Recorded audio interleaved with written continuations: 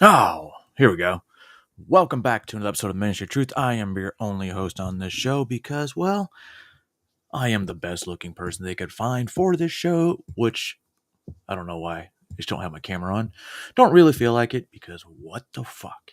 We're going to have a little bit of interesting morning. We're going to talk about a few things that happened yesterday, the day before, and SNAP benefits. SNAP benefits that, let's say, would you be upset if you were know somebody that was getting SNAP benefits and they were using their SNAP benefits to purchase unhealthy things like sodas and certain snacks and candy? I, for one, I support that decision because if you're getting government assistance and it's supposed to keep you healthy and sustain you, yeah, they can definitely tell you what you can and can't buy. It's common sense, just like WIC.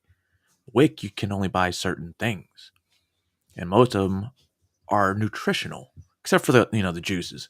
The juices kind of have too much sugar, but that's kids like sugar. But before we get into anything, we got to start off with a totally random music video that has nothing to do with what we're going to listen today or go through today. But it doesn't really matter because it's a funny joke.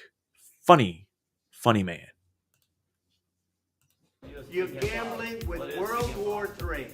Have you said thank you once this entire meeting? No, in this entire meeting, have you said thank you? Offer some words of appreciation for the United States of America and the president who's trying to save your country.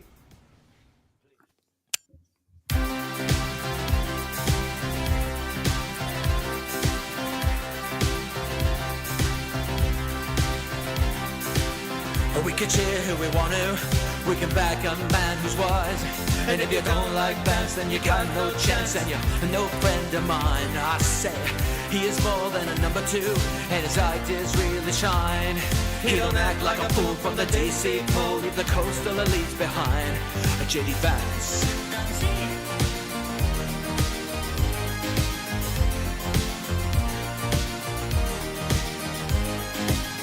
He can say what he wants to, the man is young and keen of mind. And with his beard so neat and his chubby little cheeks, gives Zelensky a real hard time. I say, he's a man from Ohio, where they all roll up the sleeves. And if he can't shake it, then anyone can make it. He's the man of 1,000 memes. I say, J.D. Vance, J.D. Vance, he's got it under control. J.D. Vance, J.D. Vance, climbing back up in the polls. J.D. Vance, J.D. Vance, everybody's taking a glance. J.D. Vance, J.D. Vance, everybody's under a trance. J.D. Vance, J.D. Vance. J.D. Vance, hey J.D. Vance.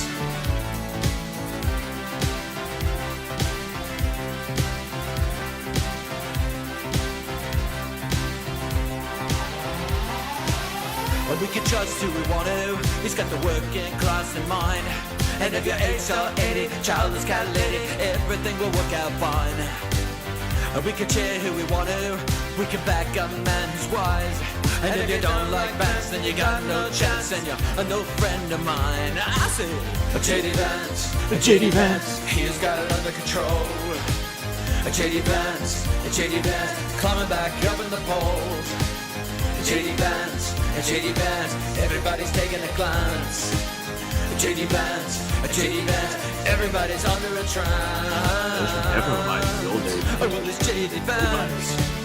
Yeah, J.D. Vance. Well, it's J.D. Vance. Well, it's J.D. Vance. Well, it's J.D. Vance.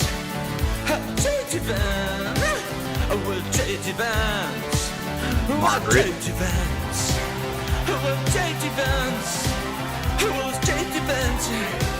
Well, it's J.D. Vance. Well, little J.D. Vance. And it's very cool. Did you see the little Debbie snack cakes? Isn't that great? Just went up yesterday. Wow. Think Joe Biden would do this? I don't think so. Do you think he'd think of it? Right. Do you think he knows what it What is? he put up.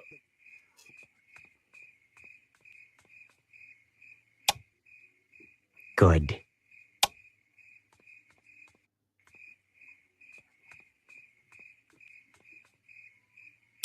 JD Vance, he's got it under control.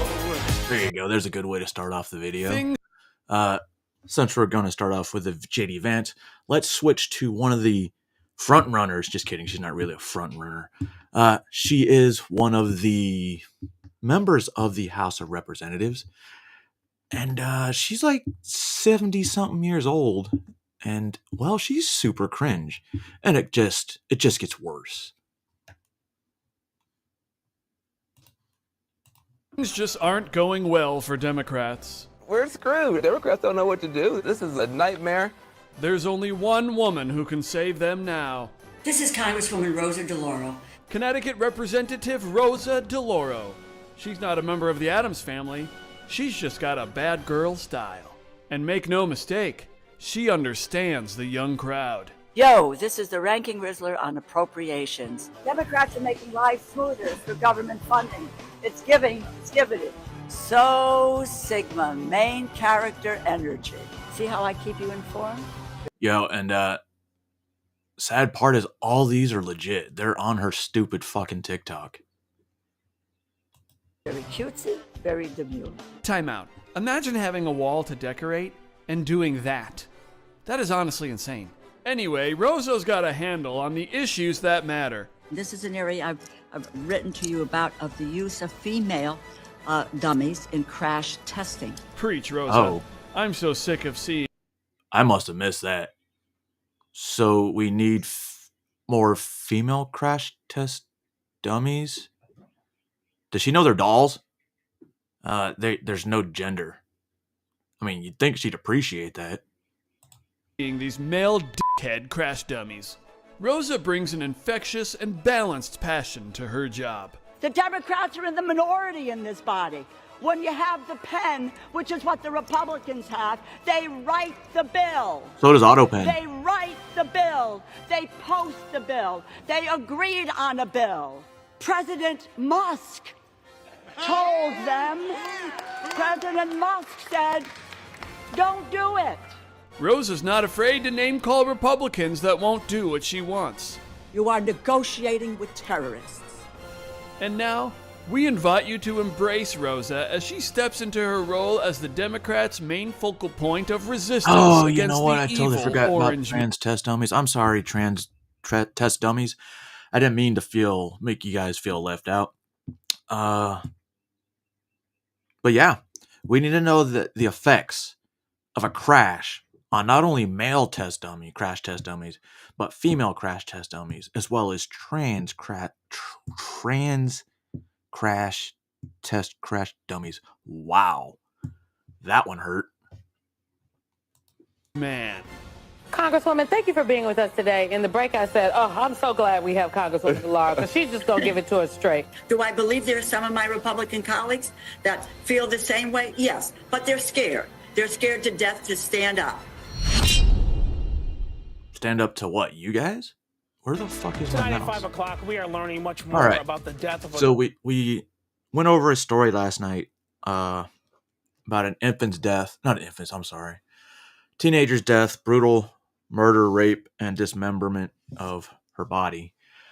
Now let's head to, I believe this is another part of Ohio, also yesterday. And it involves a 12-year-old boy and what looks like a series of abuse. So we're going to go over this right now. A 12-year-old child in Akron. Thank you for watching us. I'm Damon Maloney. No, that's non-binary. And we do want to also warn you right now that the details of this story are not only difficult to share with you, they are very difficult to hear. Investigators say this child was forced to participate in ice baths as punishment before his death. Let's get right to News 5 investigator Scott Knoll joining us now live outside Akron Police Headquarters with more on this disturbing story. Scott. Yeah, Akron police say that boy was forced into at least 2 of those ice baths, one lasting about 45 minutes. And investigators say the man behind it all was babysitting the boy. Inside the South Ball Street home where it happened, we could see someone putting blankets over the windows today, but there was no hiding what investigators say happened here Saturday from court records. According to police, this man, 23-year-old Anthony McCants, was in charge of 12-year-old... Yo, look at the shirt he's wearing, too. They not like us. Interesting. You're right. I'm not like you. I don't kill kids. Period. According to police, this man, 23-year-old Anthony McCants, was in charge of 12-year-old Jadaiko Taylor. Police say McCants was known to the boy's family, possibly even a stepbrother. That's when something happened around 5 a.m. How do you not know if he's a Investigators stepbrother? say as punishment, McCants forced Taylor to participate in ice baths.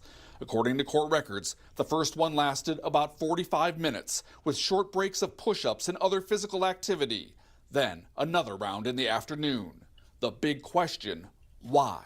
We don't know what led up to it, but sometimes in ice baths, as soon as you get in, and depending on how cold it is, I've been in some pretty cold ice baths where I'm pretty sure I shouldn't have been in there more than 5 minutes.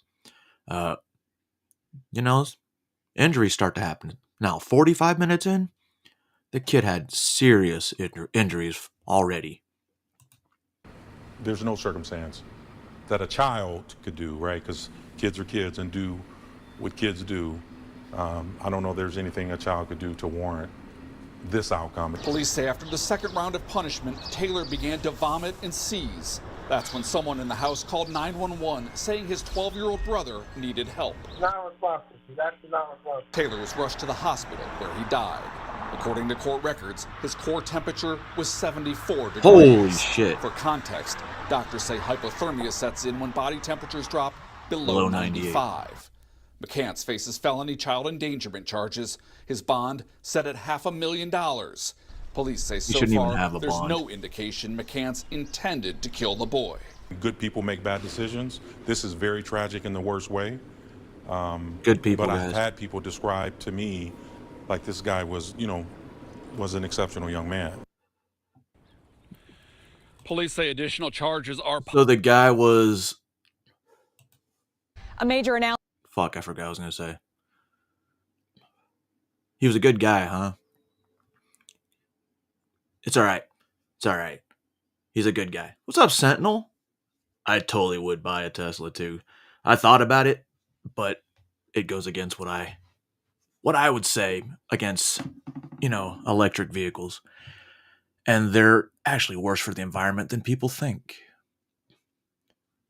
Now, we're going to switch course to the other side of the world, into where people are really, really getting mad that the idea of peace is bad, right?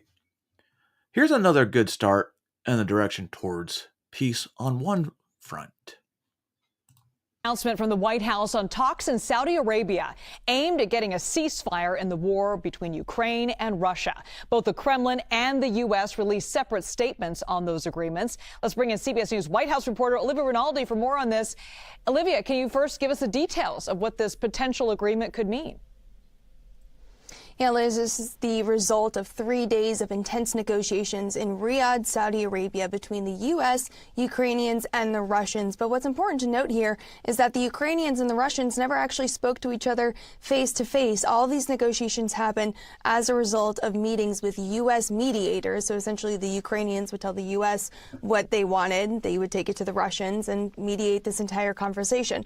The result of it is an expanded partial ceasefire between the Ukrainians and the Russians pertaining to the Black Sea particularly. What they agreed upon is ensuring safe navigation and preventing the use of commercial vessels for military use in the Black Sea. Now, that's a very crucial corridor where a lot of these battles have been playing out over the course of this nearly 3-year-long war.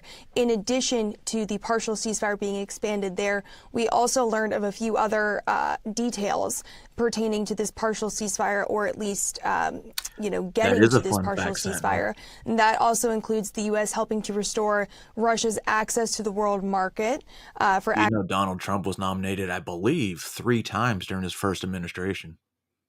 Agricultural and fertilizer exports. Now, this is extremely important because if you'll remember, back when the war in Ukraine started, there were sanctions placed on these Russian fertilizers that are among some of their top exports. And what that did was really spike the price of food worldwide. So as a result, the U.S. is open to having Russian fertilizer. Wait. You mean to tell me this Russian-Ukrainian war caused food shortages in this world to happen? Interesting. Interesting. Being back on the global trade market. The U.S. also said today in this statement that they remain committed to getting home Ukrainian prisoners of war as a part of this expanded partial ceasefire. So this is really a significant first step to ending this war. It's something the Trump administration... Apparently, Congressman Issa put him in for the award for 2025 already. I mean, it's just a nomination, but like I said, Trump's been nominated numerous times. Has been pushing. It falls short of an all-out ceasefire, but again, some of those first steps that we're starting to see as a result of these continuing negotiations in Saudi Arabia. An inmate in the... No, crazy story. I think I touched on this yesterday. There are huge tech companies in foreign countries, obviously, because of the chips and the tariffs that are being threatened upon other countries. All these countries, or these businesses such as Apple, decided, you know what, we're going to invest in the American economy, i.e. Honda investing in a steel plant in Louisiana. Obviously, Apple investing $500 billion into AI, which I don't like. All these tech companies pretty much are investing in AI advancements, which, again, I don't like. But he's bringing in trillions of dollars. The $5 million gold card, green card thing, I believe, sold 1,000 within the first 24 hours. You know how much money that brought into the economy itself? No? Okay. I didn't think most people knew that. But if you did, just a refresher. Now, this has nothing to do with what we were just talking about. This, on the other hand, makes me happy. Indiana jail only lasted 2 days as he was taken out of his protective custody cell and put into a 30-man unit where he would be brutally beaten for over 2 hours by 10 inmates. He was hogtied. He had his head put into a toilet that was filled with bleach where they would jump off the top bunk onto his head. He was stabbed, kicked, beaten, and drowned in bleach, toilet water, and blood. He only lasted 2 days. The whole reason is he hurt children. Let's get into it. Cruz was housed in a community-style cell block that featured multiple bunk beds, a day room, and common areas where inmates could interact. On the night of the attack, there were about 29 inmates on the cell block. The attack reportedly began after some inmates learned of Cruz's alleged history as a child. He lasted 2 days. They must have been scaring him. That would have been great.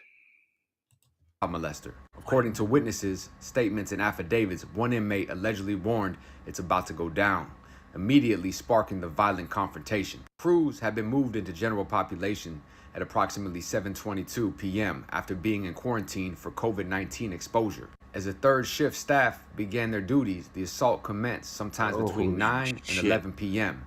Hold on. Quick news update. Egg prices down 59% since the end of February. Dude, I just read an article yesterday, a news article, or maybe it was on YouTube, saying that egg prices are still high, gas prices are still high. Dude, like, what are you guys actually listening to? What are you guys actually watching? I'm just curious. Not you guys, but these people saying egg prices and gasoline are still high because, shit, they're low as fuck now. I think it's been $2.41 a gallon for the past, right around $2.41 for the past 3 months here. Began by targeting Cruz, verbally accusing him of child molestation. Witnesses claim that when Cruz attempted to yell for help, he was gagged with a towel. The inmates then escalated the violence by physically assaulting him. He was forcibly removed from his bunk and kicked off the bed. Inmates wrap torn sheets around their hands to hype each other up and coordinate the attack. The reason they rip that off is to cover their knuckles. Zip, I don't know if you're behind, but yes, that was the steel plant I was talking about. From busting open, so they don't have any cuts or anything like that, almost like a glove. Which makes sense because when I used to fight, wrap it real tight, so when they're beating him, you know, when they go to check the when we were training, I would always wrap my hands because first time I didn't wrap my hands, I put them gloves on. Dude, that tore my fucking knuckles up terribly. After that, I started wrapping. Is to cover their knuckles from busting open, so they don't have any cuts or anything like that, almost like a glove. They wrap it real tight, so when they're beating him, you know, when they go to check the hands to see who was there, can't see shit. They reportedly struck Cruz, including beating him with a food tray. During the assault, they hogtied him with a sheet, shoved his head into a toilet, poured bleach on him, and stomped on his head. The assault was so brutal, the witnesses described it as a prolonged, systematic beating. Some inmates actively trying to prevent Cruz from escaping or defending himself. When officers finally arrived on the scene, Cruz was found face down in the middle of his cell with severe head injuries. He was rushed to the hospital where he died approximately 74 minutes after being found unresponsive. Investigators also noted that Cruz had suffered a previous attack in a different cell a few months earlier, where he was found with severe bruising, bleeding from his left ear. There was also mention of another assault in the same cell block days before his fatal beating, further highlighting the volatile environment within the facility. At least 7 inmates have been charged with the murder in connection with Cruz's death. The individuals charged include Gamron Tedford, Kevin Donaldson, Clayton Hagan, Jalen Ryle, David Sparks, Lazian Watkins, Delance Hatcher. The 8th inmate, Jeremy Sassfield, has been charged with aggravated battery, a level 3 felony. Other co-defendants have been identified in court documents but remain filed under seal, pending further proceedings. The investigation involved witness statements from other inmates, though many were initially reluctant to come forward due to fear of retaliation. Forensic evidence such as blood spatter and the injury documented on the autopsy supported the severity of the assault. Autopsy revealed Cruz sustained at least 18 injuries to the head, a dislocated neck, multiple injuries to his thorax, including bruised ribs and numerous lacerations. The incident was also examined in the context of prior assaults on Cruz, prompting further internal reviews of jail security and monitoring practices. The community-style design of the cell block has cited as a factor in the vulnerability of inmates, where the lack of individual cells can sometimes allow coordinated group violence to occur with little to immediate oversight. Following the incident, corrections officials initiated an internal investigation into the assault and circumstances leading up to Cruz's death. Following the incident, corrections officials initiated an internal investigation into the assault and the circumstances leading up to the Cruz death. In a related incident, a week later, another inmate was fatally stabbed, which led to an additional disciplinary actions against several jail employees for failing to conduct proper wellness checks. That's what happens when you hurt kids. To have that level of violence be bestowed upon you is not a coincidence. Isn't that great? It's a heartfelt story. Yeah, that cocksucker deserved way more. And well, I think I would have tortured him a little bit more than 2 hours. Torture for about an hour, and then let the beating commence. In video games, such as being a chomo in prison. Anyway, so we're gonna switch directions real quick because I'm gonna be all over the place today. Came across this video, I think yesterday, one of the other influencers had brought it up, and I'm gonna say let's watch this, and then I'm gonna critique the fuck out of this bitch. Anyone that's serving or anyone that's thinking about serving, don't do it. If a recruiter sat there told you, just understand that if you join, you might get deployed. You might have physical damages. You might have mental health issues. But hey, do you still want to join? No. Okay. Hold on, let me let her finish that. No one's gonna join. But if they don't tell you any of the ugly, hey, you might get deployed. You might have If a recruiter Here said we they go. told you, just understand that if you join, you might get deployed. Okay. If you join, you might get deployed. This person joined in 2005. We were already in 2 full-fledged wars. So she knew she was going to get fucking deployed. So, next. You might have physical damages. You might have mental health issues. But hey, do you still want to join? No one's going to join. But if they don't tell you any of the ugly and they make it sound so appealing, you'll be like, sure. My name is Jamie Santiago. I served in the United States Army from 2005 to 2009. I was stationed in Hawaii in Schofield Barracks and then was deployed to Baghdad, Iraq from 08 to 09. When I was watching this originally, I thought that was crazy because I was also deployed to Iraq in 2008, 2009, south of Baghdad. I was recruited between my junior and senior year. Okay. My reason for joining wasn't anything patriotic. I was literally just pretty much a product of my environment. I was born in the South Bronx. I was born to a single mother. My dad was in jail, unfortunately. So I had to find options to get out. And my way of getting out was, unfortunately, I was getting into a lot of problems, so I joined the military, especially inner city schools, urban areas where your only way out is either to get a scholarship or join the military. So when someone's offering you free schooling, it looks extremely appealing. We went into just the regular, they use women as shield. Women can be pregnant, you have to treat them very aggressively because they can hide bombs underneath their stomachs. It's a terrorist state, be careful, and they want to kill Americans. That is what you're told. Oh, okay, I know what she's talking about. First of all, no. Okay. Yes.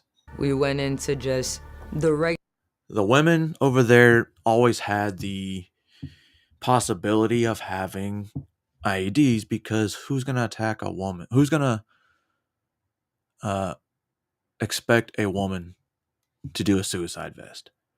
Now, with that being said, a male is not allowed to interact with Arabic female, especially in Iraq, without like a village elder around, the husband, or a woman. Another woman would be okay. So I don't know. They never used them as shields. However, they did use kids as shields. She would have known that if she wasn't stuck on a fob. Regular, they use women as shield. Women can be pregnant, you have to treat them very aggressively because they can hide bombs underneath their stomachs. It's a terrorist state, be careful, and they want to kill Americans. That is what you're told. They didn't tell you about the history or... None of the history. You don't get a history lesson before going. And honestly, it's easier to control a dumb soldier than a smart soldier. So the less informed you are, the less questions you ask. I was a geospatial engineer, pretty much providing roads and different areas that they'd be able to take in case of, let's say, a convoy being hit by a sniper. So I dealt with infantry and I dealt with the FBI and things like that, and that was my job. Yeah. I was with military personnel. That's great and all. I doubt her specifically because of her time and grade that they would have been like, yep, you're going to take this lead with the FBI. No, she was one of the lower maintenance people. That were Iraqi soldiers. And I was able to go to their homes. I was able to interact, eat their food and stuff like that. And kind of more or less get an insight outside of a military base. They are amazing people, very loving, very welcoming. So she talks about, starting a door-to-door knocking mission, I believe, during 08-09. I was part of that operation. We were knocking on doors for a week. Thank you. And I was searching through houses. I was searching, the area. We were all searching for weapons, caches, intelligence. Yeah. We found a lot of bomb makers during that week-long mission because we hadn't touched that area in years. The wife cooked a meal and a half for all of us. And I got to meet the children and things like that. And I'm just watching and I'm like, they're literally living right here, and a few blocks is down, the U.S. is creating raids. Iraq formed no actual real threat to us. Because you're raised or because you're born in a different place does not mean that you're subjected or should be subjected to anything less than being a human. Especially when you're sitting there saying that you're fighting for freedom and you're... Okay. Right. Granted, I feel the same way. I don't think she was ever shot at. When you're getting shot at, you don't really think, oh, that guy pulling the trigger could be, maybe they're just defending their land. No, at that point, 0809, the insurgency were not the local people. The insurgencies were Iranian-backed militants.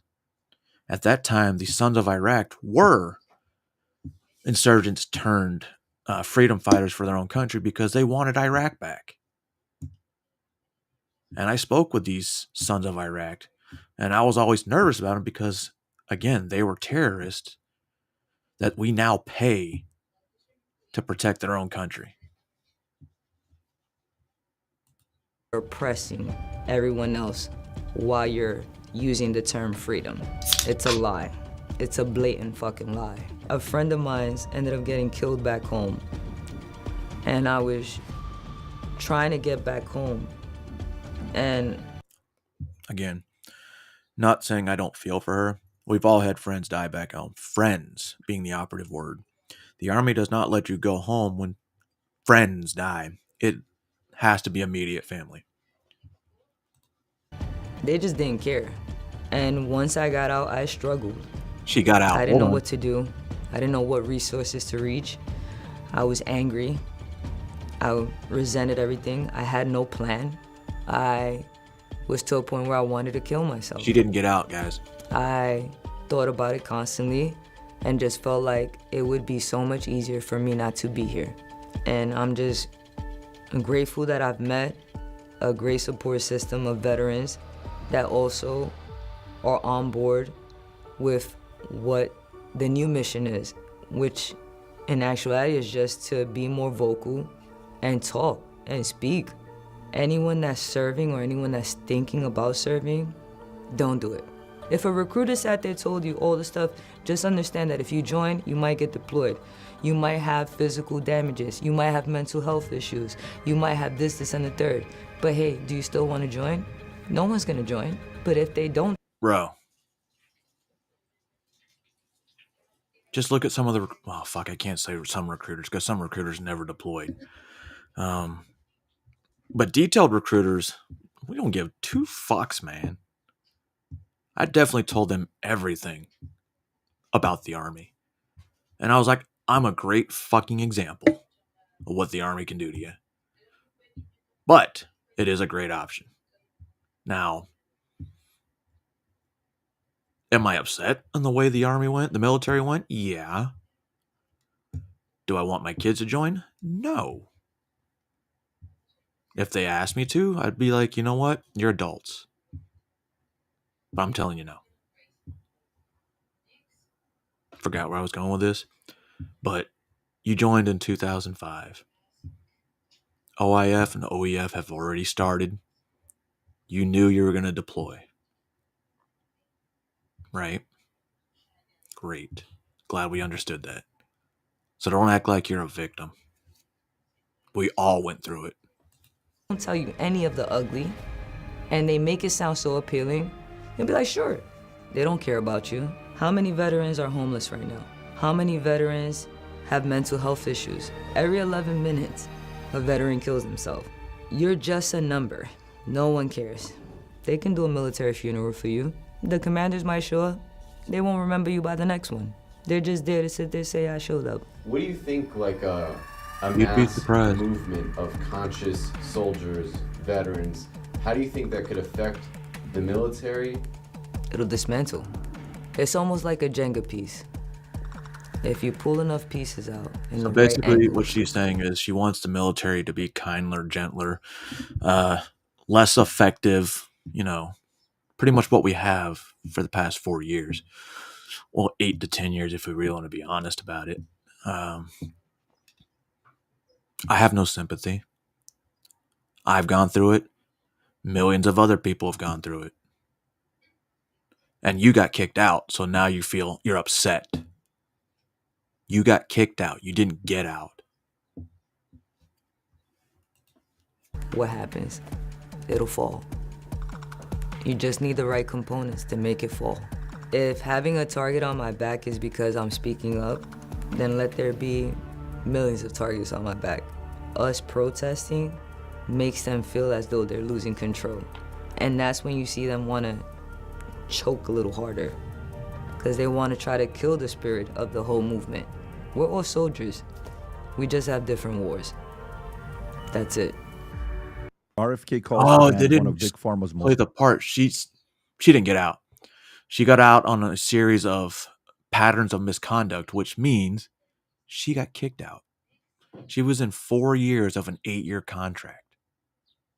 She didn't get out. Nobody gets out right after coming back from a deployment unless you get kicked out, which probably also means she did something fucked up downrange. That sounds like a bitter bitch. And she knows nothing about combat. I know her job. I know where she was at. All right. Enough of that. Yeah, still, think very, very carefully. Do your research about joining the United States military. Would I recommend it? Well, yeah.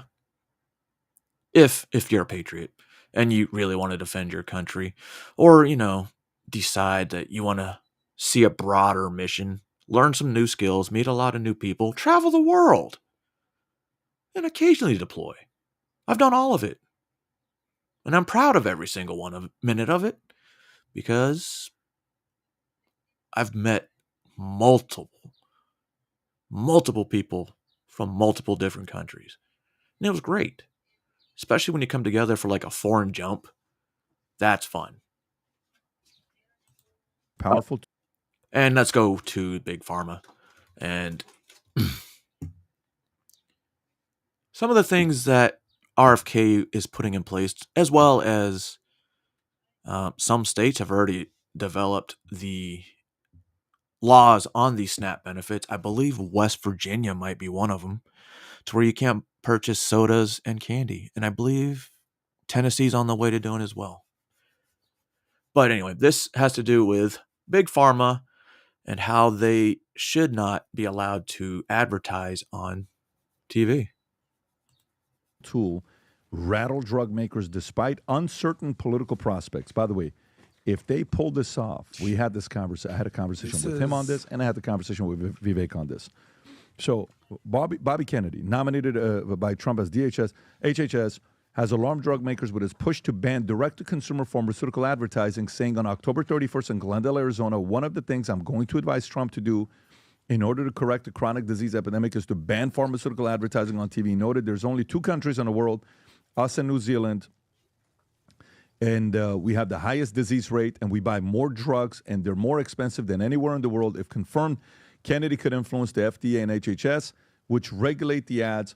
Kennedy stands backed by allies like Elon Musk, who wrote on X on November 19th on advertising of pharma, and Dr. Baccaria, Trump's pick for National Institutes of Health, who said on X May 30th, 2023, because of DTC ad, drug companies like Pfizer hold a NIH person got a vice grip on the editorial policies and for conventional American media, suggest media buys from ad revenue. Adam. BBD, I got to give credit to where credit's due. You called this a long time ago. So in that same podcast, correct me if I'm wrong, we were in Boca. It was 2021. We were in the studio. It was our friend Zuby was in the house. Zuby. We were talking about Saudi. We were talking about the difference between New York City and Saudi. And in that exact same conversation, shout out to you, Zuby, we talked about what countries allow advertising on TV. Very obscure stat. Why would you even know this? Advertising for Big Pharma. It was New Zealand. Shout out to our friend Chad. And number 2, United States of America. And then you went in on this, talking about Big Pharma, and you basically said there's 3 things that are keeping the lamestream media alive still. And number 1 is live sports. Number 2 is literally boomers and senior citizens still watching the mainstream media news. And then number 3, which you're very much talking against, is Big Pharma. And then what percentage of their ad revenue comes from Big Pharma? I want to say like 75%, something like that. It's a big percentage. It's a big number. So they and will here's sell the Bobby story. Kennedy coming in, shutting it down. Rob, what clip was that you had? There's a few. I found the original clip. This is where RFK made the announcement back in October. And then there's also the clip of you that's going viral talking about. There you go. Can I We see hear this that, one? Pat? So I'm talking about With PBD. Jenko. Who It is was a this? while ago. George Jenko. From the Cigar Lounge. Go for it. So you know who the third one is that's keeping cable in business? Pharma. Pharma. Do you know what percentage of every dollar on sponsorship and ads cable TV gets from pharma? What percentage is from pharma? Percentage for every dollar, percentage. So think about movie commercials, car commercials, clothing commercials, all these different companies that do commercials. So many industries Something that do commercials. ridiculous like 70%. It's 75%. Okay, ding, You're ding, right. ding. 75%. So check this out. Watch how crazy this is. Watch how crazy this is. Okay. How is that even legal to do that? Can you, while I'm doing this, just on your phone, Google what percentage of pharma cable advertisement? It's going to come up saying 75%. Now watch this. 75%, right? Stay with me here. So now we have to answer the question, is it moral to advertise getting more people taking drugs? Okay. What's wrong with that? It's their choice. They got to do it. No problem. So then why is it out of nearly 200 countries in the world, only 2 of them allow pharmaceutical companies to advertise on TV? Yeah, you can. And the other pause this. 198 Weird. don't. Let me tell you. That's a good-looking, smart guy right there, Pat. I don't know. Yeah, let me tell you. By the way, is that Jenko's girl? Yeah, wife. Good for him, buddy. Let me tell you something about what this means. So let's process this. Imagine you're CNN. Imagine you're Fox. Now, imagine you're MSNBC. Imagine you're CBS.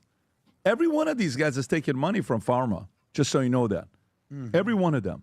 Politicians 75 years included. old, back problems, knee problem, hip problems, all this, whatever it is, they're taking the money, right?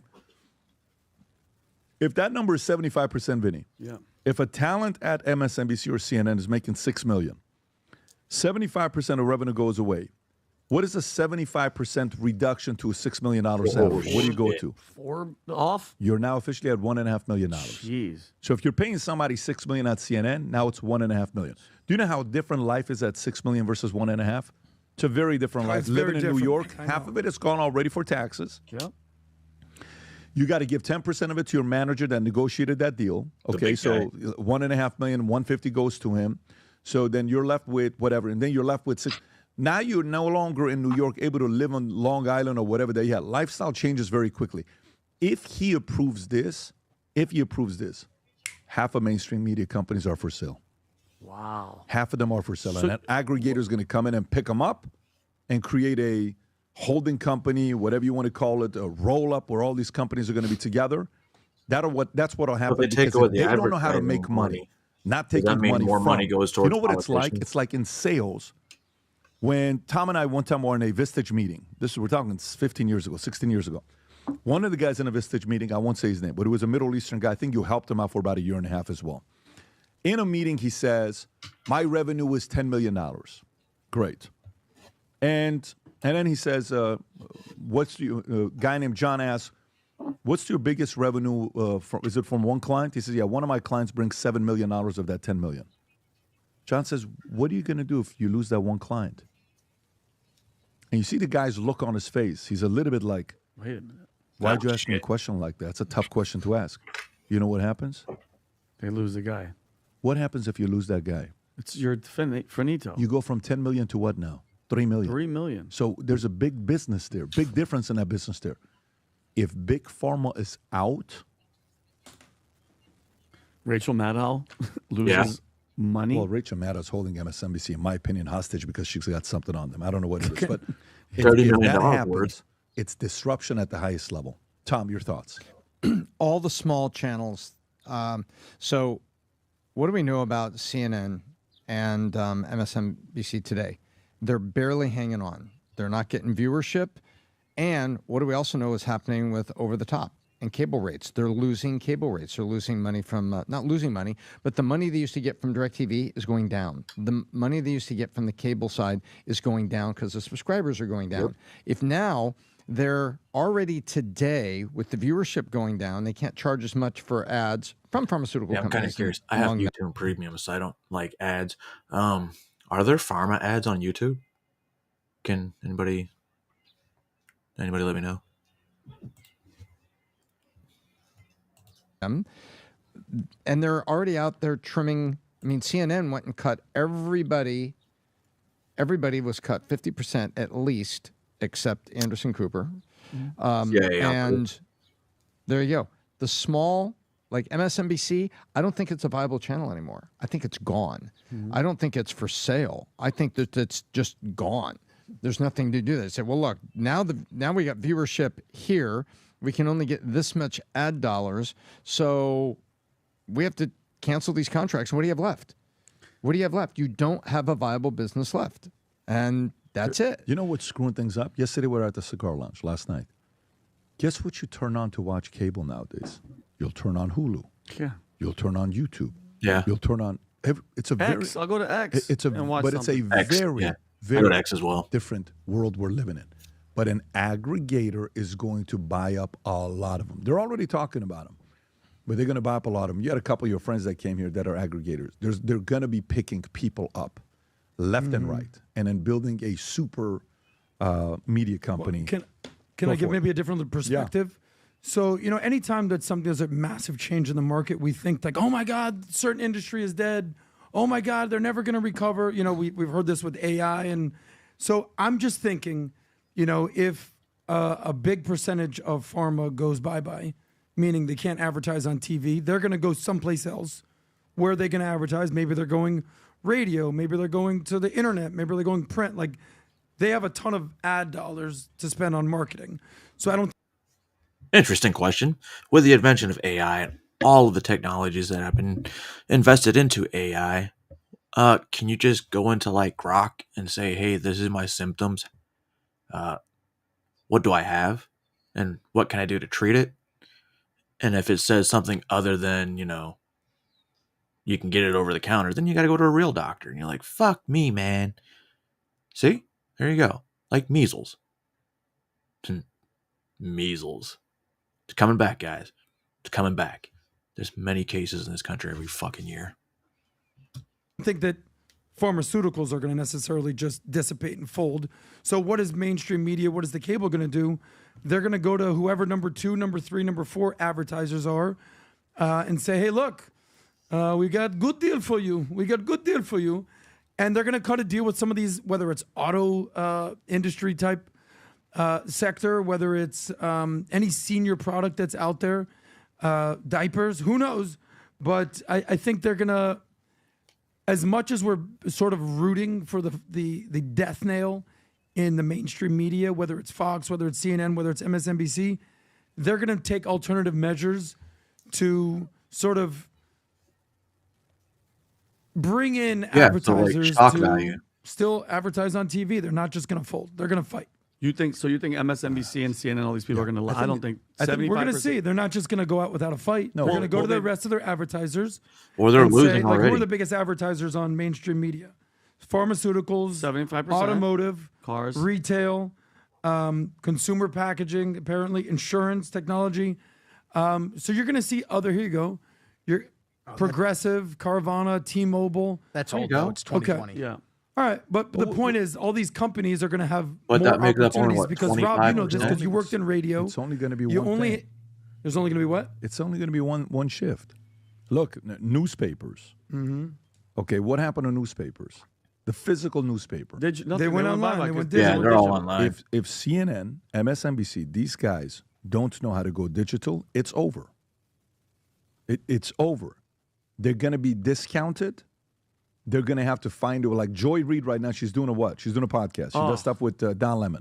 You think they're getting paid the same kind of money as they did before? Nowhere No, near. They better Joy be. Reid they- is now working with Don Lemon. Don't forget, Joy Reid was making $3 million a year. No, they did a gotcha. podcast together, which was underwhelming. But they did a podcast together. What's the point, though? They have to find a way to make money. You think she's going to be able to financially make the same amount of money doing her, podcast stuff personally? Nowhere near. It's That's just the to point. build it. Nobody wants to hear And her. the market is going to filter out a lot of people. For sure. I get a lot of questions about people telling me, Pat, I'm at a point in my life where, Listen, I guys, just can't. you don't have to pay me on Manect to ask questions. Just ask them. I'll answer. Whether you like it or not, that's on you. So, this is, damn it, why is it backwards? Okay, so this story, oddly enough, is from 1 year ago. And suddenly it's back in the news, and people are upset. So it wasn't really just RFK Jr. that started bringing this out. It's been out there for a minute. Debate brewing over whether Americans should be allowed to use government aid or SNAP benefits to buy essentially junk. Yeah, this is a food fight. A new bill just presented in Congress would ban people from using those benefits on things like soft drinks, candy, ice cream, all in an effort to help them be healthier. And of course, there are plenty of people who say the government shouldn't tell people what they can and can't eat. Stephanie Haynes joins us live from Dallas with more. You Hey, Stephanie. are taking government assistance. It's a program to make you healthier, in theory. So, no, you should not be able to buy candy, junk food, sodas, anything like that with government assistance. Hey, good morning. Well, to be on the SNAP program, you have to qualify with certain income and housing thresholds. And people are hoping that people on the program will go to places like the Dallas Farmers Market and spend that on healthy food. And there are some limitations to the program, however, already. You can't buy tobacco, you can't buy Right. alcohol, you can't buy vitamins. And so this proposal... However, people have found ways around it, especially here in Clarksville. I know where they're at. would expand those limitations to include some sugary treats, and some say that's a step too far. New rules could be coming for more than 42 million Americans who rely on SNAP benefits. Damage assessment is going to go on for some time. Congress needs to be a part of it. We need to hold these agencies and the people who run them accountable. Florida Senator Marco Rubio introduced a bill last month eliminating from the program what he calls junk food. The bill names foods such as candy, ice cream, and prepared desserts. Foods Rubio says will cost taxpayers more than $240 billion over the next decade, citing USDA data. Other lawmakers on Capitol Hill echoed similar concerns during a hearing earlier this month. I'm not saying people shouldn't be able to buy a pack of crackers, but if we're honest, some of the stuff that's being bought with SNAP benefits is leading to the health challenges that you're talking about. The conservative think tank American Enterprise Institute recently found 65% of adults on the program, ages 50 through 64, had been diagnosed with a diet-related disorder, and 42% were obese. In response to Rubio's over 50, proposal, though. the USDA sent News Nation a statement which reads in part, it is working to incentivize eating healthy foods, Wait, there which it points took a out survey can be of more 50 and above. What about the people that are still developing? Children, young mothers, you know? expensive. The statement reading in part, quote, rather than focusing on restricting choice, which would increase program costs and complexity and undermines the dignity of millions of Americans by assuming that low-income Americans are unable to make decisions that are best for themselves and their families, USDA has worked to make healthy choices more accessible and within reach for all Americans. People who work in grocery stores are raising concerns about potential challenges at checkout. The cashier would have to play the part of the food police. So if you come in with your SNAP card, you want to buy a product, you don't know if it's on this list of restricted foods, and the cashier basically has to tell you to turn around and put it back. And we just don't envision that being a very good program. I don't know. When we were on WIC, we had a specific list of items that we could and could not buy, and they were always labeled in the stores. Now, is that the same as EBT? I don't know. Maybe WIC's a different program. I believe it's women, infant, and children. But still, if it's good enough for our women, infants, and children, then why can't it be good enough for, everyone? The National Grocers Association points out that there's no clear government definition of what is unhealthy or healthy food, so that would be something the government would have to decide. We did reach out to anti-hunger organizations, food banks, and also Senator Marco Rubio's office for further comment, but didn't hear back. Thank you for watching. Go to That was a newsnationnow.com year to ago. find News Nation. This Less is than a 3 month to go months ago. until Inauguration Day, some of the world's biggest soda makers are working overtime to protect their businesses from the incoming Trump administration. Wait. Soda makers are trying to protect themselves from the incoming... Wait. Trump gonna ban sodas now? Let's continue. Coke, Pepsi, even Mountain Dew can all be bought using Supplemental Nutrition Assistance Program benefits, better known as SNAP or Oh, food stamp. supplemental nutrition. Keyword. Nutrition. But President Trump's nominee for Health and Human Services Secretary Robert Kennedy Jr.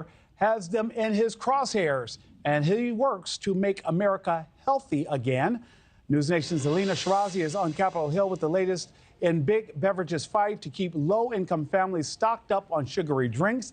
Alina, Congress has tried to drop these drinks from SNAP before. What's the big fuss all about now?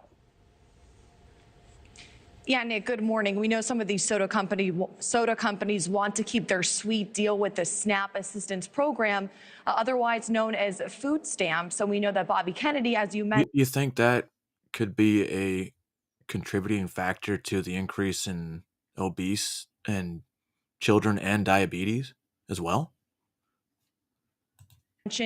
He says he doesn't want some of these things to end up in some of these people's grocery carts. Now, this is all a part of his Make America Healthy Again program. We're learning Bobby Kennedy, the president-elect's pick to run the Health and Human Services Department. As I mentioned, he wants to remove sodas along with other processed foods from those federal programs. We know lobbyists for the soda companies are taking their case to Capitol Hill, making the argument that they sell zero sugar products and they have calorie labels on all of their drinks. We did reach out to the American Beverage Association. They told us in a statement in part, high quote, fructose corn limiting syrup. choices by restricting SNAP purchases won't make Americans healthier or save taxpayer money, and it goes against America's commitment to individual liberty. Wait. It won't save taxpayers money by taking these away? I don't see where they get that from. They buy less sodas, they buy less candy, they buy less sugary things under benefits that's supposed to help stay nutritional for our I don't know how to say this. I don't know I don't know where I was going with that. And now that I was trying to think of that, I totally forgot what I was going with that point. Shit. Liberty and freedom. The Wall Street Journal, though, reporting that Coke is looking to hire more lobbyists from a group that has close ties to President-elect Trump, and that they also plan to donate money to his inauguration, as they have done before with other presidents. We did ask them about that reporting. They told us Like how they're like, well, they agreed to donate money to his inaugurations, and then they had to. Good thing they added, the very lower, different tone as his other presidents. Inaccurate about it. That's a direct quote. But while they're pushing back, we know some on Capitol Hill think it is a step in the right direction. We are currently poisoning our own society, and it doesn't make any sense for us to allow people on SNAP benefits to purchase these types of items that are just going to make them more unhealthy, which, by the way, then we're going to end up paying for anyway, likely through the Medicaid process. Yep. And we know some lawmakers have tried and failed to totally pass forgot some about sort of that. legislation to Totally forgot about that. restrict these sort of. He's right. He's right. If we create the problem, we have permanent patients dependent on not only Big Pharma, but the government. drinks and processed foods. We know Senator Marco Rubio did do that last year and it failed, but he says he plans to take this up again and renew some legislation in Congress in January of next year. Nick. Alina, we will definitely keep an eye on this fight. Thank you so much, Alina. Thanks for watching, everybody. Go to joinnn.com to find News Nation I on don't know, maybe it's just me, but that's the way I see it. And, you know, Heyo. I don't know what to tell you. That's the way I see it. It's government assistance for, you know, to help nutritionally back up the lack of being able to purchase food, and it helps. Why not create a healthier people? Soda a day, you know, maybe that's not good. It's okay for you, unless you're one of these, you know, kids when it's going to ruin your teeth. Don't know. Create diabetes. You know, hey, you know what? I'm not going to cook today. Just go grab you some Snickers. It'll be all right. You're hungry? Why wait? That's the Snickers logo, right? Or you're not yourself when you're angry. Have a Snickers. AOC, the leader of the Democrat Party, often uses Instagram and TikTok to communicate with her followers. It looks like Jasmine Crockett, the ascending future of the Democrat Party, may be looking to follow in those footsteps. Let's take a look at her fiery post on Instagram. Listen, I am definitely of the opinion, that we should have some DEI hires in this administration. You know, the ones that definitely earned it, because clearly we've got a bunch of incompetent fools that are trying to run our country, and actually they are running our country. They're running it straight into the ground. The fact that you literally are going to plan enemy attacks on a signal chat and then you don't even know who's in the signal chat, and then y'all want to come at us and act like people of color are the problem or that women are the problem? Like, baby. Why? How did race get into this? Real talk. Real talk. I'm waiting. Let's go talk about, you know, black female in power. Tiffany Henyard. Good example. Corrupt mayor. And it seems like another town in a south suburban Chicago also has a mayor who, hear this out. She makes $20,000 a year as the mayor. Salary, right? But in the end, she makes almost $200,000 from the city just for that one position, even though she voted for a base salary of $20,000 when she was part of the trustees. Okay?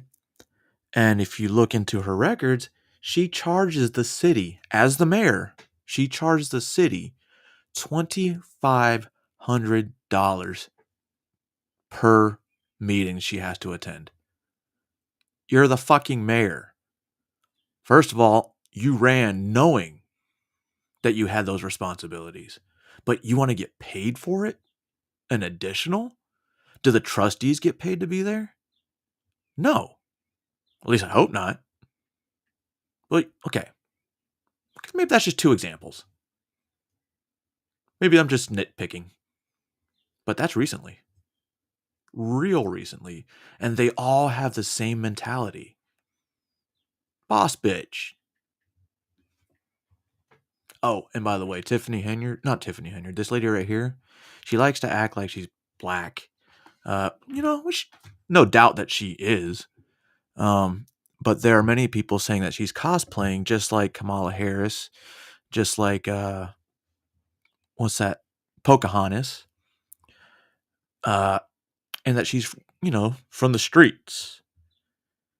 She's from St. Louis. Her parents were preachers.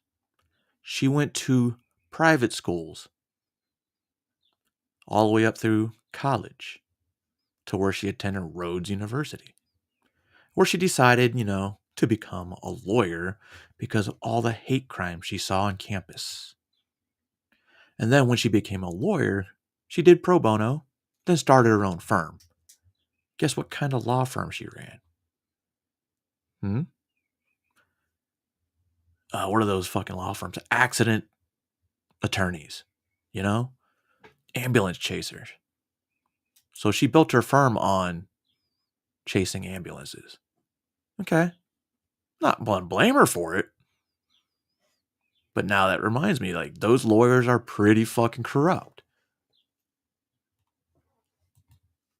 You probably need a good black woman in the room who can check you and tell you that, first of all, you shouldn't be doing this shit on Signal or anything else. But y'all still mad about Hillary's server. Well, yeah. Hillary's server was Gmail. Signal is supposed to be a secure app. Supposed to be. Until you stupidly send somebody a message on it.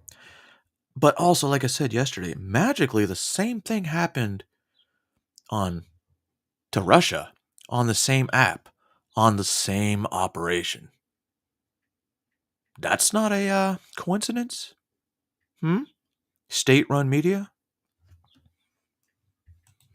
Servers. Is What's up, Short that Pop? what I hear? Yeah. So anyway, literally, I don't know if like your homeboy was drunk at the time that he was sending these messages, Dude, you're literally or drunk what. right now. But clearly, this administration is not ready for prime time. And this is not a matter of being a Democrat or a Republican. This is literally about competence versus incompetence. And right now, these people are about to like really... The best part about this, it's covering up for all the accomplishments that Trump is doing right now. Remember, I don't like Trump because he's a Jew, but still, you can't doubt the accomplishments that he's had from his first run, and to include the first 100 days of this run. They just ignore it because Trump is bad. He's a 37-time convicted felon, which is weird because it's all essentially the same charge for no crime. And the bank that gave him the loan said, yeah, there was no shady dealings. Anyway, yeah. Really have us in some shit if they don't get their shit together, or if we don't just boot them first. Like, honestly, we should be in a very bipartisan way saying, you know what? Sorry, boo, but this is just above your pay grade, and we need to get some people that are actually qualified. So maybe we need to go ahead and open this pool. You know, all this started to when say she got black. her attitude started like this when she got that exposure with Marjorie Taylor Greene, and now she's like, holy fuck, we can do TikToks. And now she's doing it to grow her TikTok presence. She wants to be an influencer, guys. 43 years old. Folk, brown folk, women, members of the LGBTQIA community, Definitely because racist. the only way that you can know that you have the most qualified is when you actually open the pool to everyone instead of allowing it to only be open to a select few. And right now, beyond the planes that are falling out the sky, and beyond the fact that y'all don't know who does what job, such as make sure that our nuclear supply stock is kept safe, y'all decided that y'all were gonna sit out here. Where in those messages they talk about nuclear supply stock? Holy fuck, this is a perfect pause. Great pause. Everybody soak it in. Soak it in. Hold on. Soak that in.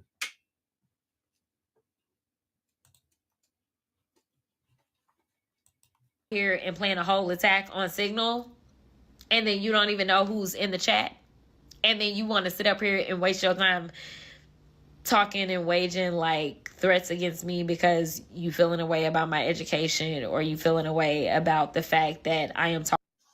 No, I'm not doubting your education because you went to 4 different colleges, but I am doubting that you are from the streets and that you all of a sudden developed this mentality. You still are a freshman. That's why. Forgot you're a freshman. So you really need to get your name out there to get reelected and elected and elected. Talking about how incompetent y'all are. Okay. We all want to be safe, and the only way we can be safe Is with if people of color? we decide that we are actually going to impeach people that clearly don't know how to do their jobs. Okay. I don't understand why they think the word, we're going to impeach that person, means anything special. The definition of impeachment is to bring charges. Bring charges. Still got to go through due process, you stupid cunt. We should know that. Bill Clinton, impeached, finished his term. Right? Donald Trump, impeached twice, finished his term, and got a second term. Crazy. See, that's just two on the spectrum for you. One child predator and one Jew. Two examples. There you go.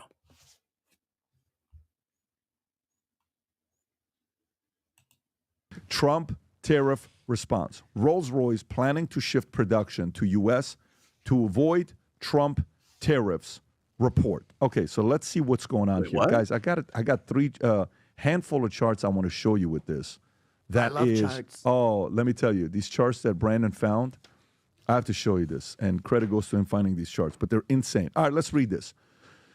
British engineering firm Rolls-Royce is planning to boost U.S. production to dodge President Donald Trump's tariffs, per London's Daily Telegraph. A source told the paper, if you are making something in countries like China, then you'll be looking at whether you can do it in the U.S. instead. The company, known for aerospace and defense, may shift from China, Canada, Mexico, where it employs around 6,000 workers, and even from the UK and Europe if tariffs hit. A Rolls-Royce spokesperson said, "We have additional capacity with some of our U.S. operations and continuously seek to explore options to ensure that our global What's up, internal Angela? supply chain is optimized for delivery to customers in the U.S. The U.S. is vital for Rolls-Royce, making up a third of its global sales, with key clients like U.S. Department of Defense, Boeing, Lockheed Martin. Last year, it earned, $7 billion in North America versus $3.36 billion in UK and $8.4 billion in Europe. You got to realize, most people, when we think about Rolls-Royce, what do we think about? Cars. Of course. But that's what they're famous for making. Oh, wow. That's the number one thing? The engines they make on planes, they'll say, we have a Rolls-Royce engine on didn't a know plane. that. I Yes, did but not we know think that. about the cars. Engines for warplanes. These aren't just Tom, engines. There's These a are- couple other stories, but I'll just turn it over to you. Tom, your thoughts on this here. Well, first of all, this That's a pretty big fucking deal. We can upgrade all our equipment to where we're more capable. So our airplanes and helicopters aren't falling out of the sky because those are old equipment. I had no idea Rolls-Royce made engines for our aircrafts. I always thought it was General Dynamics.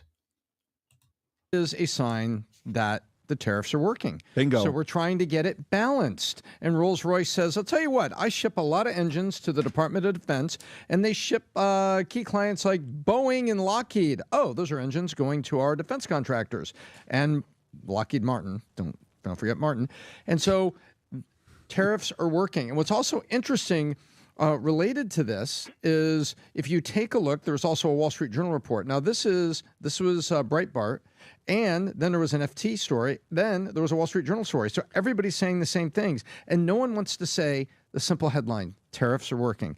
Now, Wall Street Journal being very negative. The biggest auto losers in Trump's trade war so far, luxury brands. And they go on to say that the BMW 3 Series, blah, blah, blah, blah, blah. And they put all these stats out of poor BMW.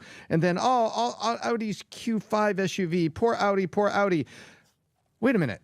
What German car maker is left out of that list? We got BMW, we got Audi. Where's Mercedes? I'll tell you where Mercedes is. You know where Mercedes owns a fucking huge plant in Alabama. The plant was big enough to where it's almost its own fucking city. is? They're in Tuscaloosa, Alabama, where they invested in the U.S. years ago, and they build the GLE, the GLS, GLE, and all of their electric I vehicles. used to drive by that place. It's fucking massive. The EQS and EQE. It's their number one factory in the world outside of the core factory they have in Germany. And 60% of what they make in Tuscaloosa, Alabama is exported around the world with 16,000 American jobs. So guess what? The tariffs are working. And somebody like Mercedes is like, well, I've been here forever. This really doesn't bother me because I've been employing American workers and I'm exporting Mercedes around the world. And so what Rolls-Royce is doing is great, and that's the proper response to say, look, our customers over in the U.S., why don't we make our stuff there?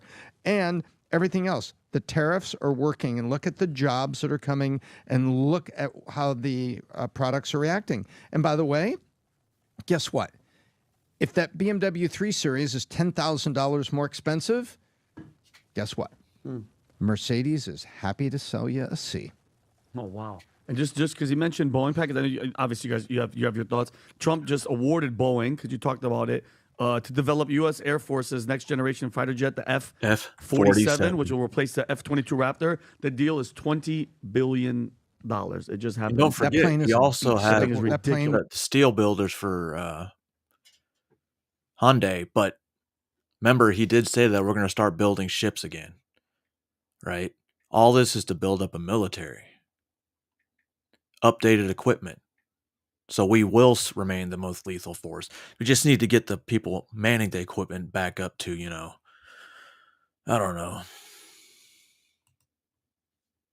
What's up, Juniper? Long time no see. Look at that thing. Like, damn. It will own the skies. Okay, so let me show you something here, which is something for everybody to think about when it comes down to this. Rob, I'm going to text this to you. If you can please pull up this file. Oh, you have it already? Yes. Okay, can you go all the way to the top? Go all the way to the top, the main chart. So check this out. This is China's. Close it up, Rob. Don't show the bottom one. Just show the top one. Yeah, that one right there. Watch this. This is manufacturing, global manufacturing 2000. Look where we were at. 25% of global manufacturing came through us. Look who was second. You got the bottom left, MBA, 21%. Then you have UMC. Is that UMC or UMIC? UMIC. Okay. Then you got Japan, 11%. Germany, 8%. And then you have China at what percent? 6%. Yeah. What happens in 2001?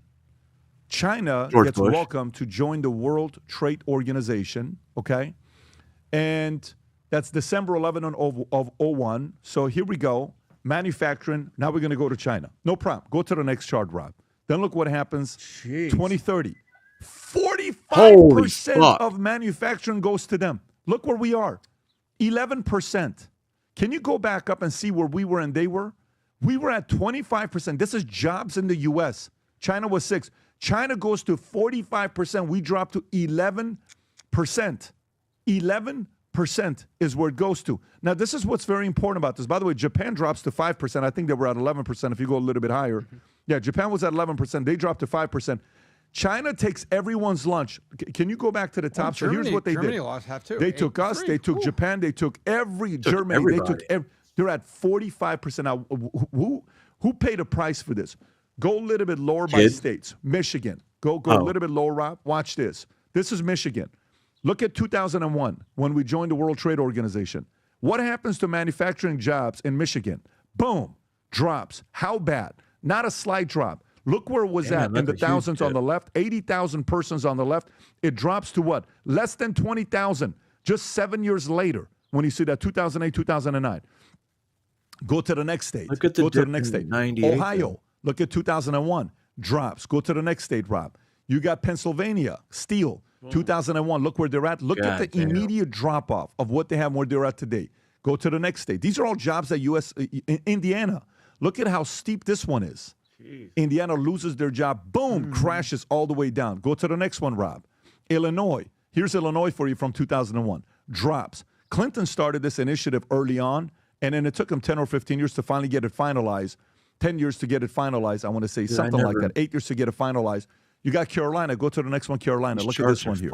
Keep going next, Rob. Go to the next one. South Carolina. Look at this one. How obvious and evident is it? And I'll tell you why. Go to Wisconsin. These are all people that had jobs. Go to New York. These are all people that had jobs. California. Do you know what happened when that took place? Look at California's, by the way, Vinny. Look at California's drop. When we allowed China to join the World Trade Organization. So now the question becomes what? The question is what? Why did this happen? You know why? You know what labor was in China at that time per hour? Do you know what it was? Nothing. 50 cents per hour. Yeah. Slave labor. Of course. Slaves. 50 cents per hour. So allowing China to join the World Trade Organization Who did it I help? always think it's funny. China. You know, America, slavery, very bad. Slavery in China. You know what? It's okay. They're making me my Air Jordans. Of course, China. But who else did it It help? also helped us because we get In way America. cheaper goods. Who did it help in America, though? Walmart. It helped the rich. Because the rich got richer.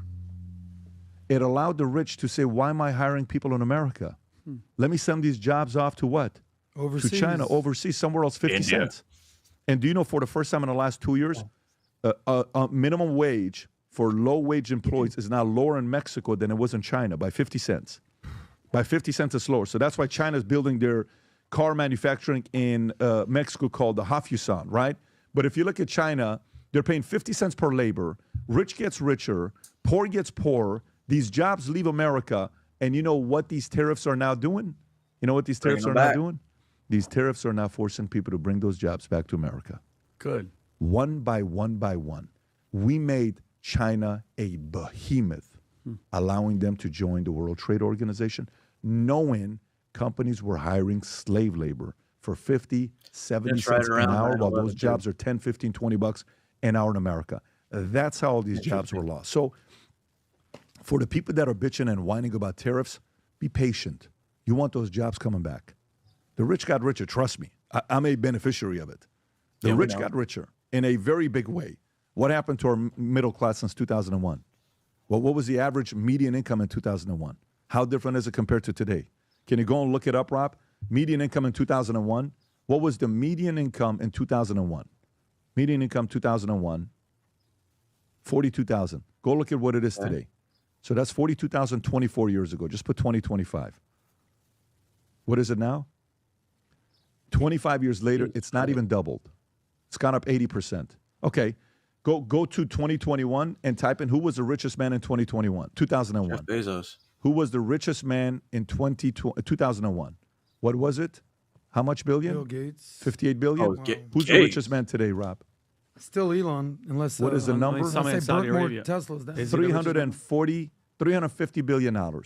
So the wealth 7x'd, but the median income only went up 80%. Why? It's cheaper labor in China. Well, it's basic mathematics. So this whole conversation with tariffs, when people start panicking and trying to use fear porn and all this other stuff, and then you bring it down and you realize what he's doing is causing companies to say, I'm going to bring those jobs to America, like this UAE saying $1.4 trillion investment in the States. Like, you know, you're hearing Saudi, $600 billion. Like like Hyundai, like Rolls-Royce, like all these guys saying we're going to bring it here. They're helping Americans, and every American should be happy about it. That includes Democrats, but unfortunately, they want to see a failed administration, and it's just working. No Go for no it. wonder why. I mean, like when you break it down like this much detail, no wonder why China hates and hated Trump so much that in 2020, I believe that they unleashed. Don't forget, China has and probably still does own a lot of farmland in the United States. And it's funny when you see all these farmlands slowly disappearing, making room for more and more housing and cities. COVID because they wanted to keep that guy out of the office because he's doing exactly what the hell you're talking about right now, putting America first. That's it. That's like it's not. And by the way, and they're so powerful. Besides building, buying up all the land near our military bases and flying balloons everywhere, you still can't say definitively China released COVID. You still can't Don't say it. say it. Don't say Yeah, no, it's unbelievable. a But bat. I can't. But think about Bat. it. When it Don't comes to say the that, lab yeah. word, Vinny. When It it was a comes la- to it was a that, bat. when it comes to this serious amount of money and power, now it makes complete sense, Tom. Don't you think? You know what's really interesting to me on all this? I'm not ready to go there and say that Oh, I'm China, there. that China intentionally released the virus and No, it wasn't we just did. like a boondoggle and then denied and everything. I'm not quite there that it was intentional trying to unseat Trump. But I'll tell you what's very interesting. I don't know about that. Hyundai, and you saw it yesterday, announced as part of this, he said, we had a conversation that started in 2019 with Trump. Oh, wow. And we wanted to bring a steel plant to Louisiana and then use the steel there to make cars and put some Hyundai auto factories here in 2019. It didn't happen. Why? And it's 2025. Chairman Yi-Sun Chung has come back to President Trump. So what happened between 2000? Wait a second. So that plant could have already been built and there would have been thousands of jobs created. What in the fuck? 2019 to 2025. COVID. Yeah. No, think about also who was president. Right. There was a deal on the Right, table from Hyundai that says, I'll make jobs for you and I'll put a steel factory What's there. this and here, I'll- Rob? And I'll use the steel to make my cars. This is CNBC this morning, 3:04 a.m. They reported on the Hyundai deal, the $20 billion investment into the United States. Go for it. South Korean auto giant Hyundai will announce a $20 billion investment in the United States when its chairman visits the White House today.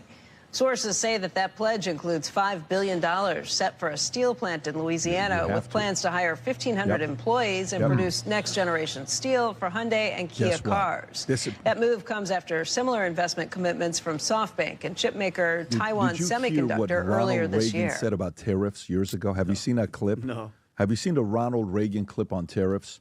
What'd he say? Rob, if you can find this, there's a clip of Ronald Reagan on tariffs. Tariffs could technically eliminate. And let me see income what tax. this is.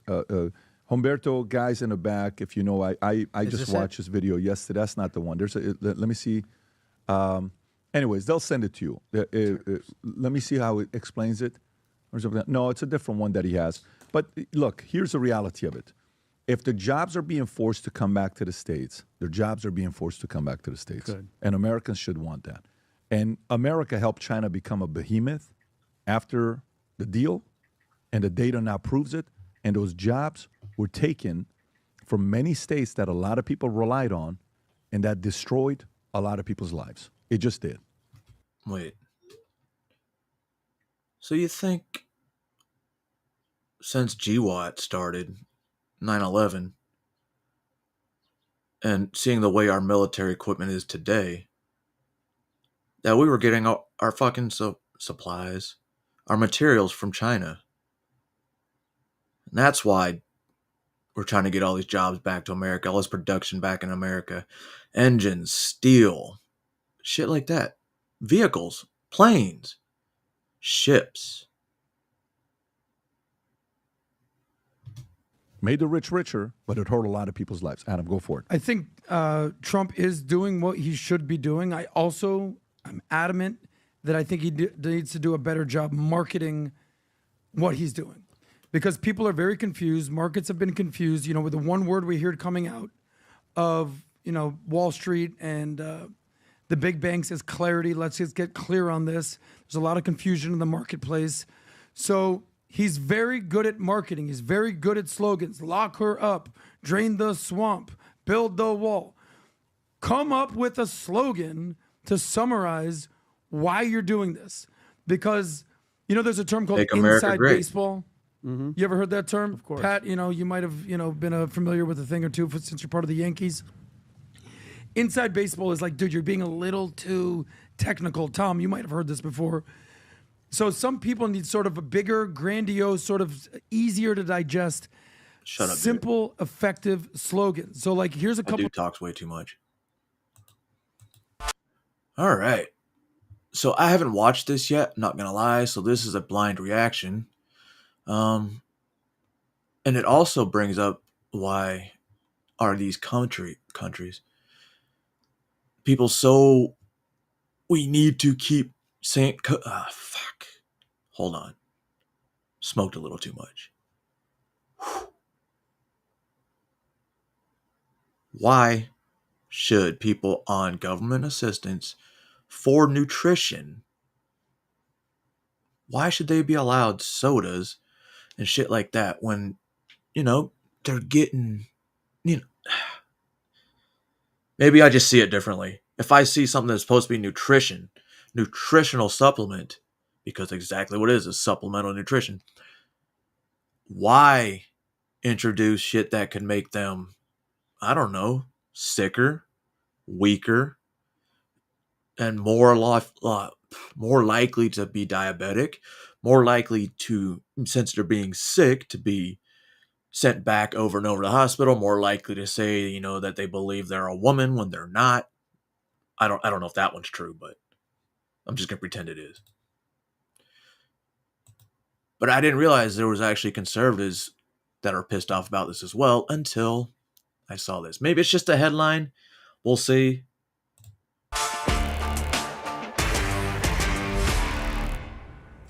The battle over SNAP benefits, that's food stamps, and what they should cover has spilled over to conservative world on social media. SNAP is, of course, the program that helps low-income families pay for food.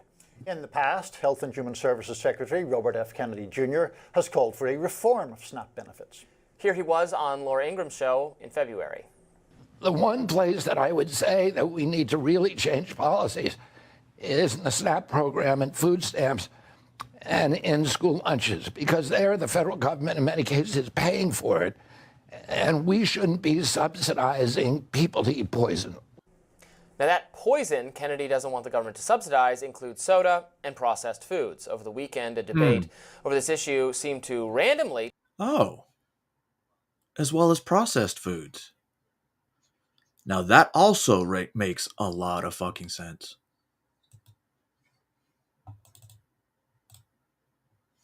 Take right-wing social media by storm. For instance, podcaster Ian Miles Chung wrote in part, "A new war on soda has begun, targeting purchases made through SNAP. I don't believe it's the government's role to decide what people should or shouldn't eat. The last time the US government dove deep into dietary guidance, the whole world ended up with the questionable food pyramid." Assistant News Director for Florida Voice, Eric Dougherty, jumped in, writing in part, "Important, we cannot allow a Make America Healthy Again messaging to force needy Americans into not buying certain things. Let people think and decide for themselves. Anyone can consume soda and be perfect." Yeah, that's what I was saying earlier. Back when we were young adults, young parents, we were on WIC, and they had a specific list of what you can and cannot buy. And when you went to the store, they labeled it WIC. So at the same time, if it's good enough for women, infant, and children, why isn't it not good enough for the rest of the beneficiaries from across the country? You're telling them they need to be safe or healthy, but it's okay, because they're kids. What happens if they're not on WIC, like they are on SNAP? How much money that would save? Not only with cutting down on some diseases, which would cut down on medical costs. It's a win-win. We find in moderation, unless we're just going to ban every food with sugar in it for SNAP Americans. Of course, there was pushback among other conservatives. The Daily Wire's Matt Walsh, for instance, wrote, "I have to assume that anyone defending using food stamps to buy soda must either be on food stamps or they're getting paid by the soda industry. Otherwise, it's a baffling point of view. Why in God's name should taxpayers be forced to subsidize someone else's junk food purchases? Why should someone who has cut back on junk food for budgetary and health reasons still be forced to pay so that other people can buy the junk?" It's a totally indefensible position. Then independent journalist Nick Shortor called them all out by making some surprising allegations. He wrote on X, "Over the past 48 hours, several large, supposedly MAGA-aligned influencers posted almost identical points fed to them, convincing you Maha was out of line for not wanting soda purchases with food stamps or SNAP. Not a single one of them disclosed they were paid for these posts, which led readers to believe a general soda ban was in the works." To back his allegations, Sorter posted screenshots of a messaging blueprint that he says was distributed by a company called Influenceable. Wait. So liberal influencers are saying, "Oh my God, they're reading a script?" Bro. That's funny. Calling out that without calling out the hypocrisy of your own party. Influenceable is a public relations firm that, according to journalist Lee Fong, was offering up to $1,000 per post to oppose SNAP reforms. Doherty himself appeared to even admit this was the case, writing in response to Sortor, "Yeah, that was dumb of me. Massive egg on my face. In all seriousness, it won't happen again." Kennedy even jumped in on the action himself. Podcaster Riley Gaines said that she was offered money to post about the subject, Riley but that Barker. she refused.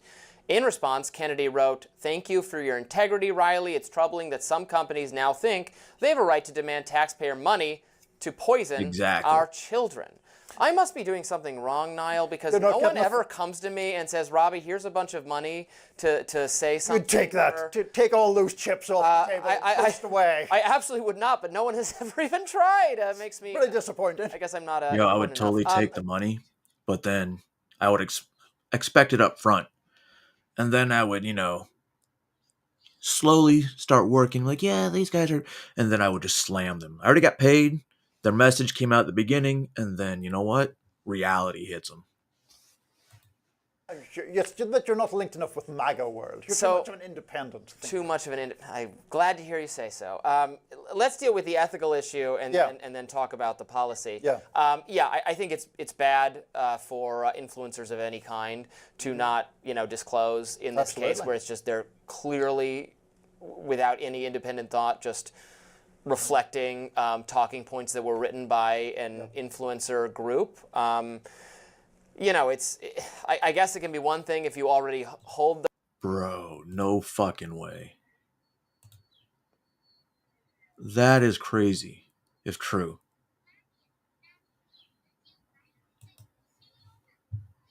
Those views, and you're getting, if you work, for instance, you can work for a nonprofit that does work on journalism on any kind of issue, and then you get money from like-minded people, so it ends up being a little bit messy. But there's something too transactional here about people just posting verbatim what they were told by a. Well, right. Yeah. Well, then, because it becomes sort of paid ventriloquism in a way, right? People are actually dictating what you say, allegedly, although Eric Doherty, as you say, seems to have admitted to that. I think it just fuels the distrust, not only of legacy media, which is plainly there, but of the new media world. If it's like our people who are decided to be influencers just getting paid. And that's the most important thing you have as an independent content creator or influencer or whatever we call ourselves is your integrity and your authenticity. Right. So then I think it just comes across that you could be bought by the highest bidder. Now, in terms of the issue, my feelings here are slightly mixed for a variety of reasons. So I am for food freedom. One of my concerns about Robert F. Kennedy Jr., frankly, was that he was going to change the health department to start, banning sugary soda. This is a very typical libertarian conservative opposition to democratic progressivism, trying to ban or tax sugary sodas or cigarettes or junk food, or Michelle Obama doing it to school, all that kind of stuff. Libertarian Robbie. This is where we differ.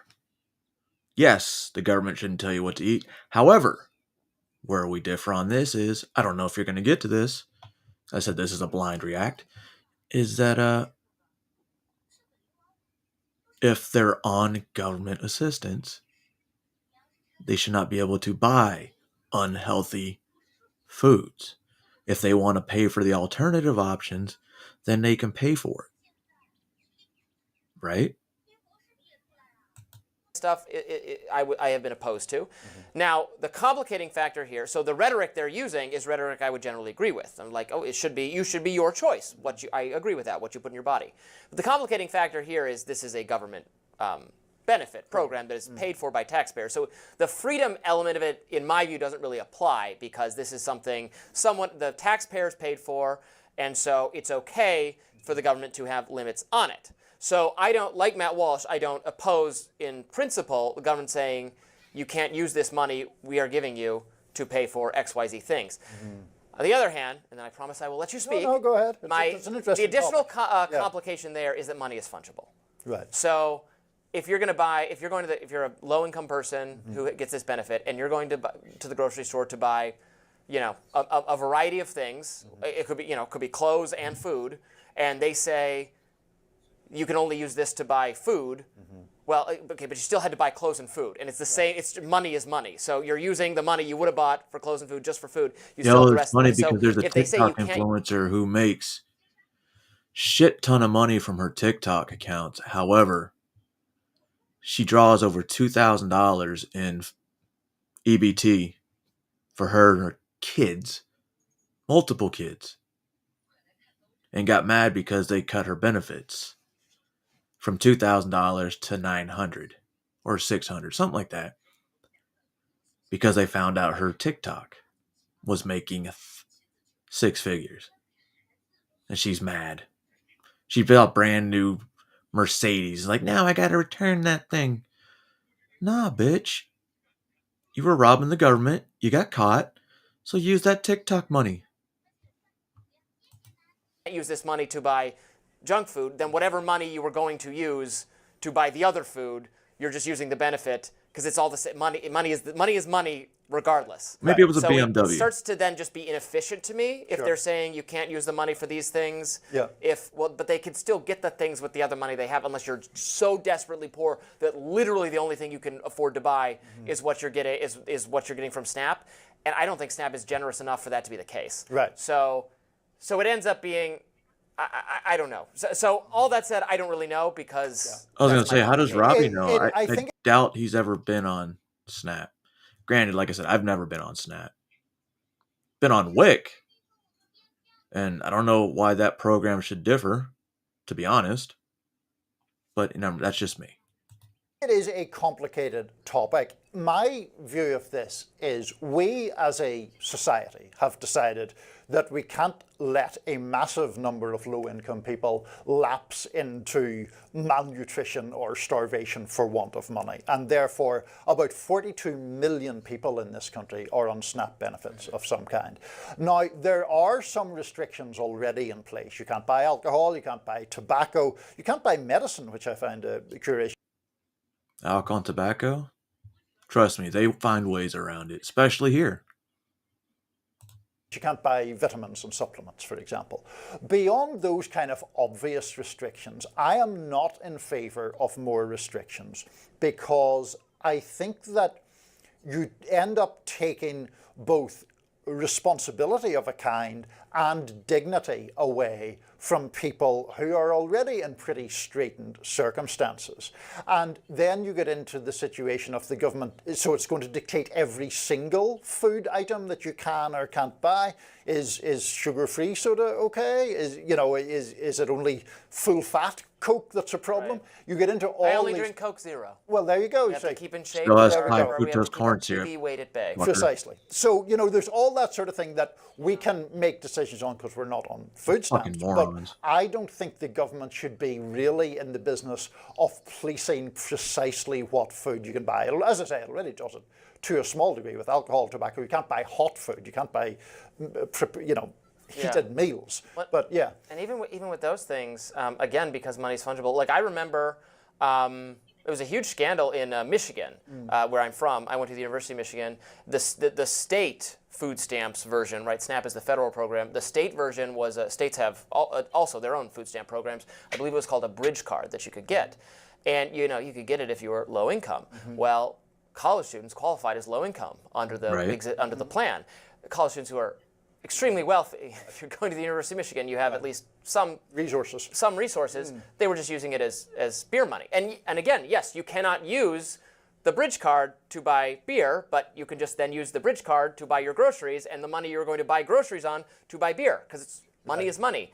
And so it was a massive scandal, and I thought it was very kind of immoral for people who clearly do not need this to be taking advantage of this in a way that is going to make the whole program look suspicious to vote reasonably say, well, then I don't want to pay for college students to indirectly subsidize their beer budget. But because money's fungible, I don't know how you do that. So it's a complicated topic. I'm not sure where I land because, like you, I don't really want to micromanage purchases that much.